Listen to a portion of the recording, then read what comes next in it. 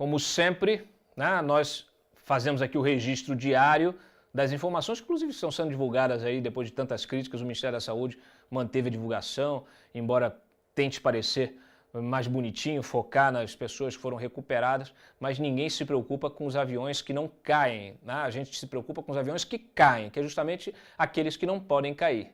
Então, as pessoas que morrem não podem morrer pela Covid, as pessoas que se contaminam não deveriam se contaminar.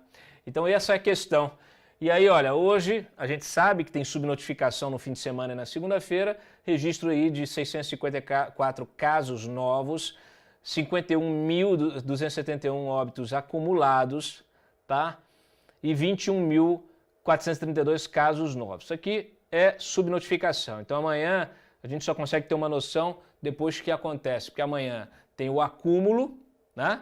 E depois, quarta-feira, aí sim volta para a média normal, aí tá aí que a gente consegue ter uma dimensão exata da dinâmica da doença.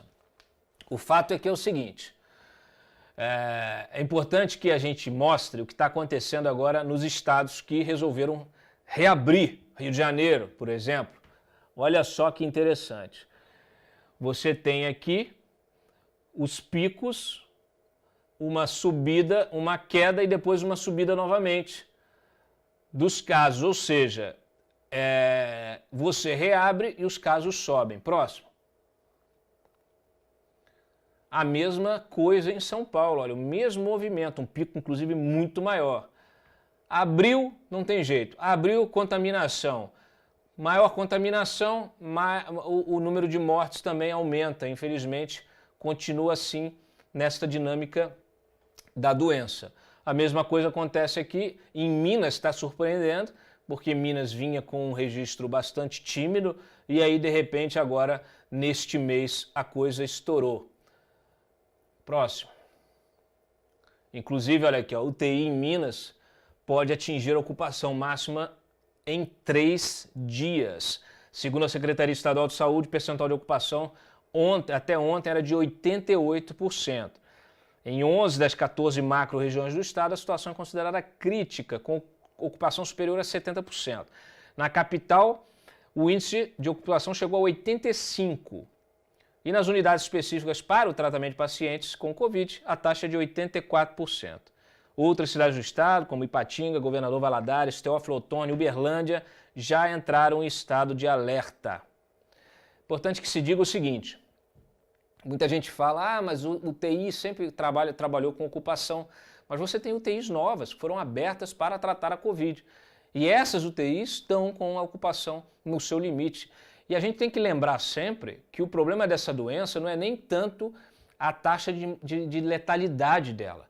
Né? Se você comparar quantas pessoas se contaminaram, quantas morreram, quantas se recuperaram, você consegue ter uma dimensão ainda que seja catastrófico, né, do ponto de vista da perda de vidas, mas o caso é que você, realmente a contaminação, ela ocorre e ela é gritante. E o que acontece? O problema é justamente a hora do tratamento, porque quanto mais gente contaminada, maior é a lotação das UTIs, né? Especialmente se você desenvolve os sintomas, e aí você ocupa a UTI. Se você chega no limite de ocupação, alguém vai ficar de fora. Pessoas que de repente se contaminam vão ficar de fora, não vão ter o tratamento adequado, provavelmente vão morrer e não vão conseguir ter a recuperação que deveria ter na UTI. Então, por isso essa necessidade de você entender essa dinâmica e, como gestor público, o prefeito, o governador, controlar, tentar reduzir, restringe, abre um pouquinho depois, né? Vamos tentar dosar isso justamente para poder você não ter um esgotamento do sistema de saúde e aí sim o aumento do número de mortes, tá? Infelizmente, a gente tem de fazer a gestão desta crise. São Paulo e região metropolitana podem avançar para a fase amarela na sexta-feira. Olha, a cidade tem chances de avançar da fase 2, laranja, para a fase 3, do plano de retomada gradual anunciado pelo governo. O anúncio vai ser feito na próxima sexta-feira, como o próprio governador disse mais cedo. Próxima. Olha só que complicado, gente. Florianópolis. Depois do aumento de casos de mortes em razão da Covid, a Prefeitura de Florianópolis decidiu voltar a endurecer as regras de isolamento. Com as novas regras, shopping, academias, quadras esportivas da capital catarinense ficam fechados por tempo indeterminado e os restaurantes só poderão abrir das 11 às 15 em dias úteis. A partir de quarta, o uso de máscara será obrigatório. A multa por descumprimento é de R$ 1.250. Florianópolis era um exemplo que a gente até registrou aqui no programa. Eles logo de cara suspenderam o transporte público, então conseguiram ter um controle ótimo da doença e isso foi dando uma segurança, né, para que os gestores resolvessem então reabrir. Reabriu, explodiu de novo. Então, complicado, tá? Temos mais aqui. Aí, olha só, lá na Coreia do Sul, que também é um exemplo aí de combate, de testagem, etc., a Coreia do Sul anunciou que enfrenta já uma segunda onda de infecções. Olha como é difícil.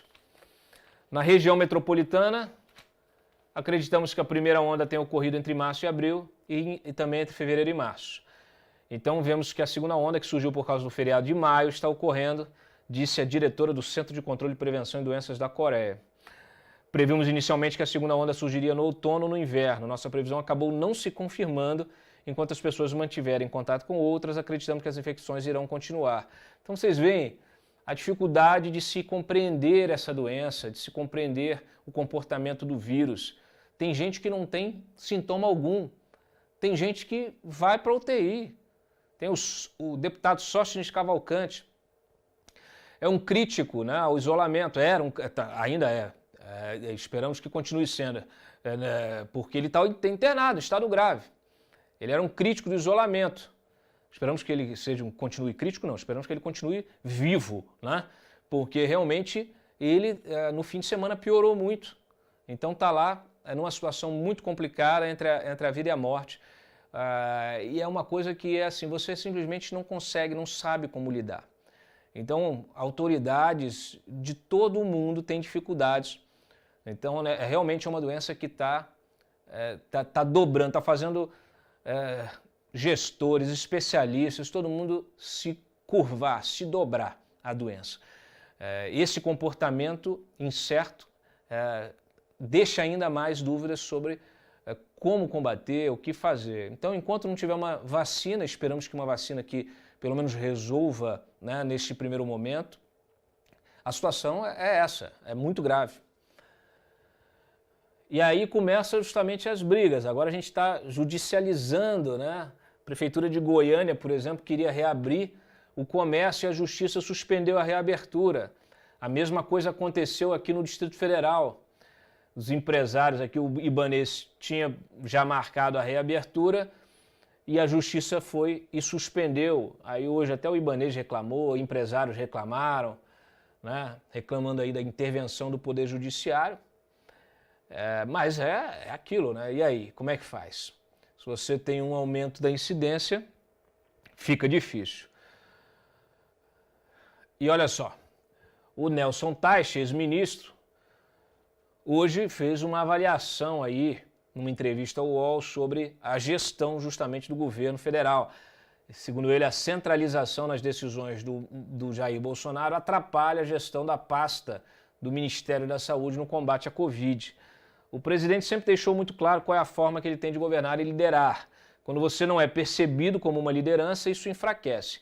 Até quando você se relaciona com estados, municípios, parlamento, a percepção de uma não liderança real enfraquece.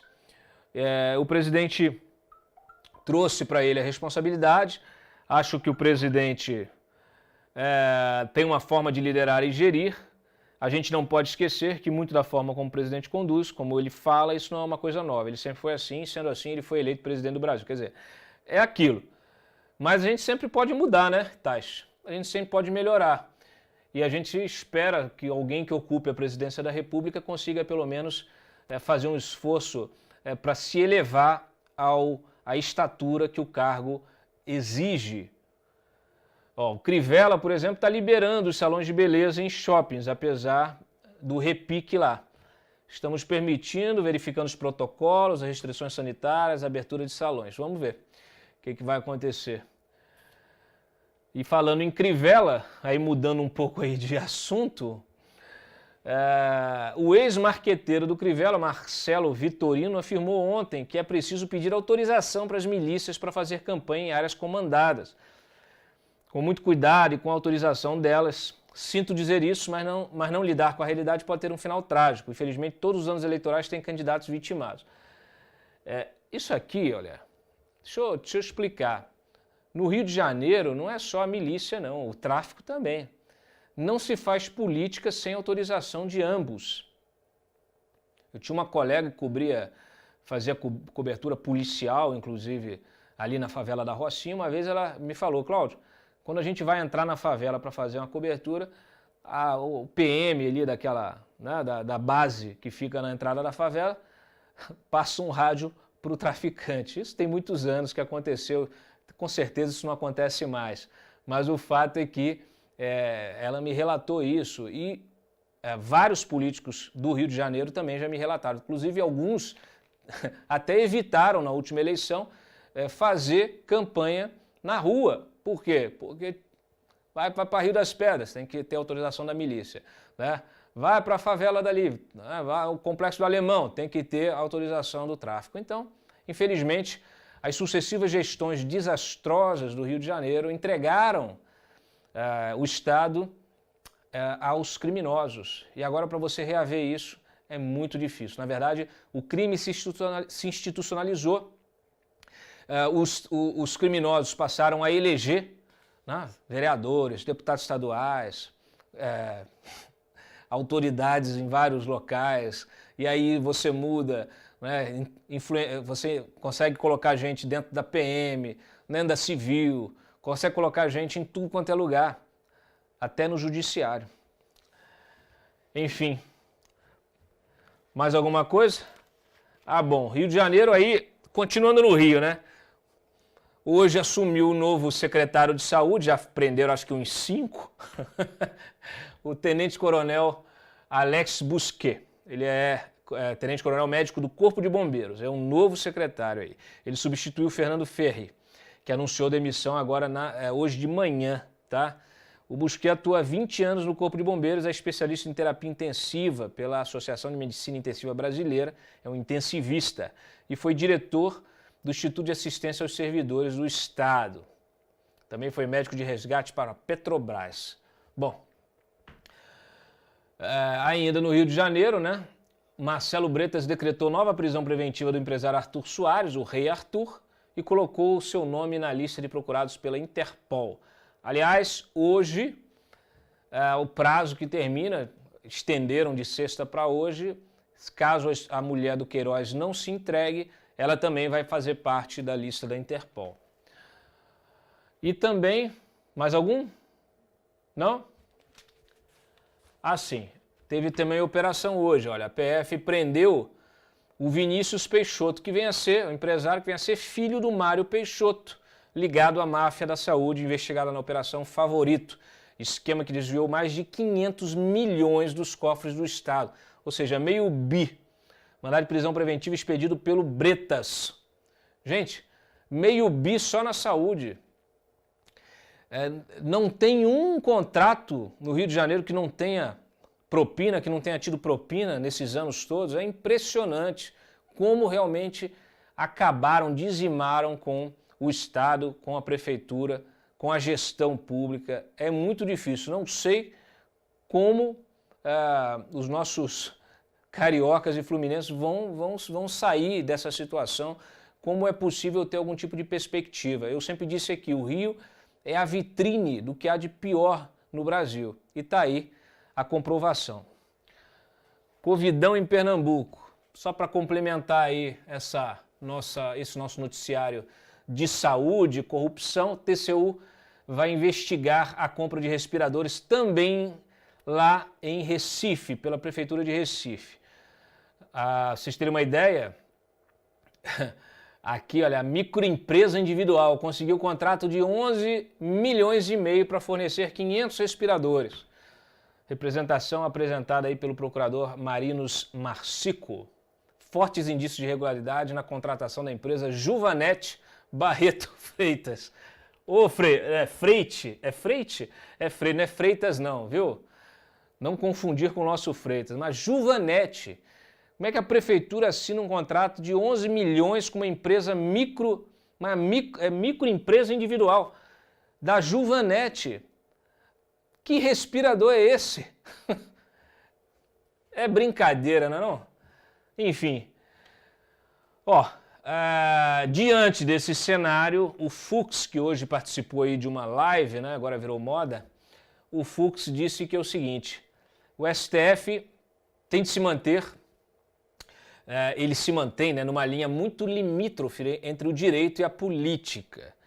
O STF, a melhor postura neste momento, ele está defendendo, é a deferência. Se houver uma lei, vamos verificar se essa lei obedece aos cânones constitucionais. Ao judiciário falta capacidade institucional, expertise, então nós sempre consultamos os órgãos que são mais experientes em matéria de saúde. Eles determinam distanciamento social, isolamento em alguns lugares e políticas de saúde que foram absorvidas de uma forma ou de outra pelas unidades federadas. O STF não exonerou o Executivo Federal de suas incumbências, pelo contrário, reforçou a competência dos executivos. Segundo o Fux, a saúde é um direito de todos e um dever do Estado. A União continuará com sua responsabilidade. O STF tem como obrigação, neste momento de pandemia, evitar que aquelas pessoas anti-ciência, né? O STF tem de podar aquilo que pode violar um dos direitos fundamentais, que é o direito à saúde e à dignidade da vida humana. Quando uma lei é razoável, efetivamente o STF deve intervir. Estava falando, obviamente, aqui do papel que o governo federal tem, que os governos estaduais e municipais têm. Cada um tem o seu. Quando o presidente Bolsonaro diz que não, o STF delegou tudo para os prefeitos e governadores, não é mentira. Na verdade, ele disse que os governadores e prefeitos, eles têm a responsabilidade e a atribuição, inclusive constitucional, de agir, né, e tem poder de agir em casos de emergência sanitária. Isso não exime o governo federal de responsabilidade, muito mais quando você está aí discutindo protocolos, né? Então fala assim, você tem um protocolo internacional, está todo mundo fazendo isso, vamos fazer diferente por quê? Tem algum estudo que comprove essa nova estratégia, o Bolsonaro é o único chefe de Estado hoje fazendo diferente do resto do mundo. É o que? É baseado em estudos secretos? A gente não sabe. O fato é que quando ele minimiza a questão da pandemia, quando ele fala para o pessoal ir para a rua, ele acaba também interferindo nas estratégias de isolamento, de restrição dos estados e dos municípios. Já falamos disso aqui N vezes, né? Então, como é que você consegue, como é que o cidadão ele vai acreditar em quem? É um problema realmente de liderança que se coloca, né, desde o início desse governo e cada vez mais claro. Um governo que não consegue executar 30% do seu orçamento emergencial, mesmo não tendo questão de licitação, nenhum tipo de barreira, não consegue executar. 28% até semana passada não consegue executar 30% do seu orçamento. Tem ninguém pedindo. É incompetência mesmo.